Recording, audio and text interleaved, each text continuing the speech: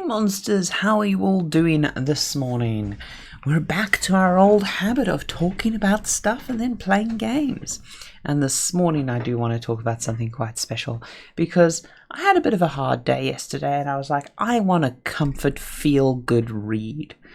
So why don't I read up about my favorite comic, or rather reread my favorite comic, which is about a drugged up journalist who kind of wants to kill the entire world and, you know, why the world is a depressing turd.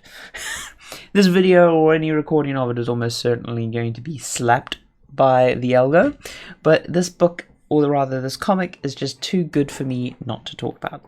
It's rather a series of 10 comics with one bonus comic of little stories drawn by the artist. And it is such a critical comic for me. Like, I cannot express how powerful it is. And that is Transmetropolitan. Tales of Human Waste. So, as I say, Warren Ellis, it was his first breakout after he did the whole superhero in tights kind of stories, and it really is just rather fantastic.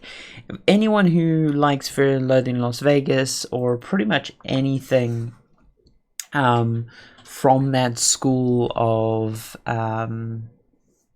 crazy journalism, or that school of, you know, you can't remove emotion from a story. Like, there's this school of reportage that's like, just the facts, no bias. And then Gonzo journalism came on, kicked down the door, and it's like, if you can't taste the carpet as I sort of push your face into it with my boot, then you're not really getting the full story. It's hard to talk about Transmet without spoilers. The first issue is really just like 3 singles put together, and it is quite fantastic. Tales of Human Waste, however, is actually a collection of guest artists doing pieces for little bits of writing that that Ellis has put together. And I mean, the page, it just jumps out at you so much. Robertson and Reynolds do such a good work with their pencils and inks, because the street scenes really come alive. Like, especially in the early comics, there's just so much detail in the background. And Ellis's language is just, well, it's just such a wonderful world he paints. And when I say wonderful world, I mean it's detailed and it has textured, not it's a place you would want to be or a place you would want to live in.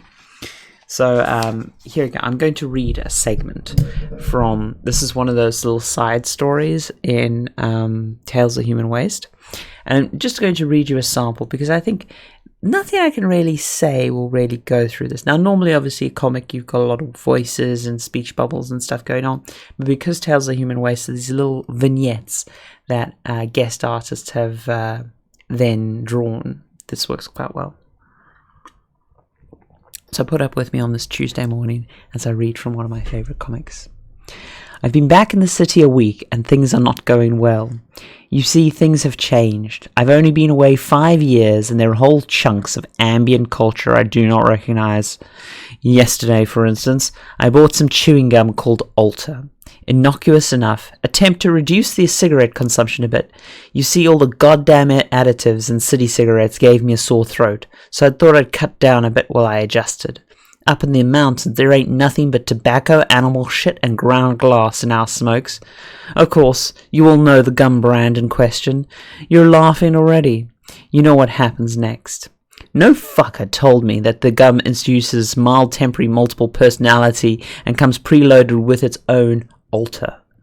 So I spent 90 minutes stark-ass naked in the middle of the print district with my brain trapped in the death grip of Einar, syphilis-maddened Norse tribal lawman from Scando Ghetto north of Loch Bend.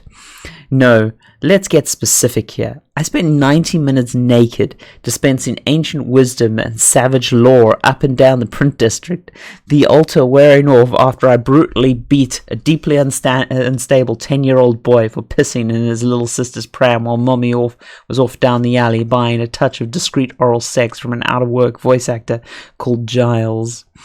These unemployed actors gone bad are the worst.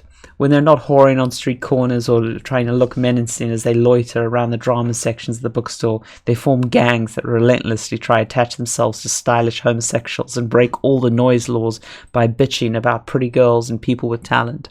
The bastards.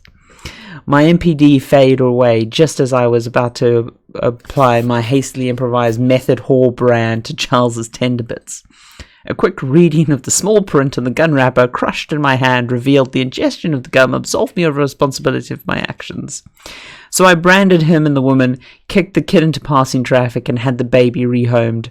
You have no idea how much I hate it here. That is a taste of Metropolitan, and I feel like there's nothing I could have said that would have given you a better taste of what is in these books.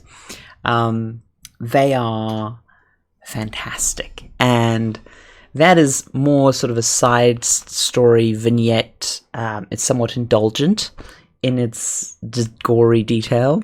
However, the actual comics go through a series of stories. So and he sounds like an absolute horrible bastard, and he is an absolute horrible bastard, but he has a sense of justice and truth in him that I find commendable and relatable. It's we always are served this vision that people who do good in the world are the paladins and the clerics of the world, or the law followers. And the law followers and the police and things like that, they're usually the ones kicking down the poor, and they're usually the ones enforcing the system, like corrupt systems. Now, that's not a condemnation of people who work in those. It's not a condemnation of people who work in those fields, because as I say, most people who are politicians, most people who are police, most people who are in those professions of support and government and civil service are good people. You get into that mostly, the bulk of people get into that because they want to help people.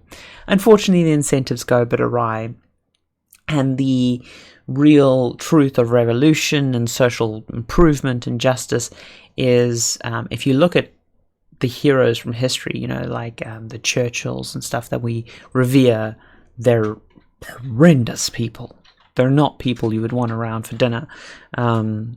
Churchill in particular is a great example of an utter bastard. Like, if you look at his history, it's grim. It is very grim.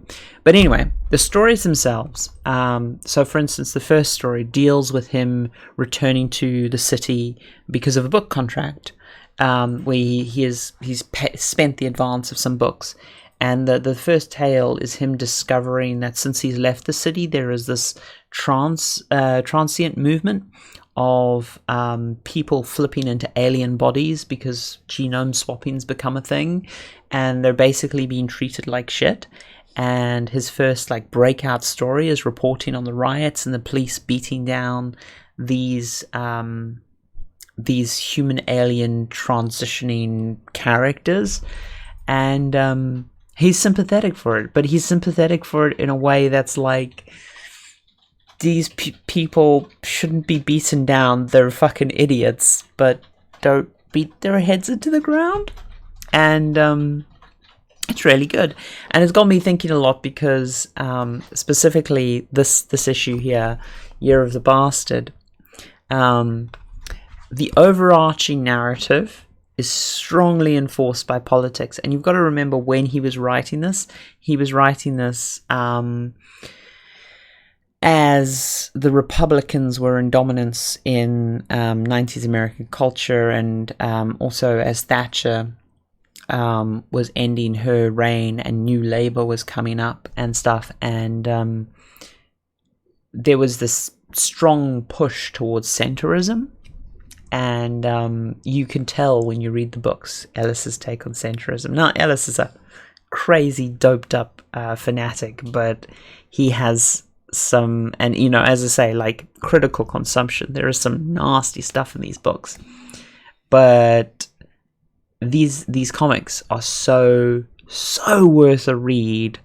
I mean, again, Tales of Human Waste really does these wonderful vignettes of these little vignettes of story. Like, I'll do one more because I love sharing this so much. It's something I'm so passionate about. And then after this, I think I'm going to wrap the recording part of this really quickly because I want to just get to playing some games and then just chatting about Transmet in the background, because there's not much I can do that won't gush about this. So I'll read one more extract and then we'll get on with it. You're probably wondering why there's never any good news.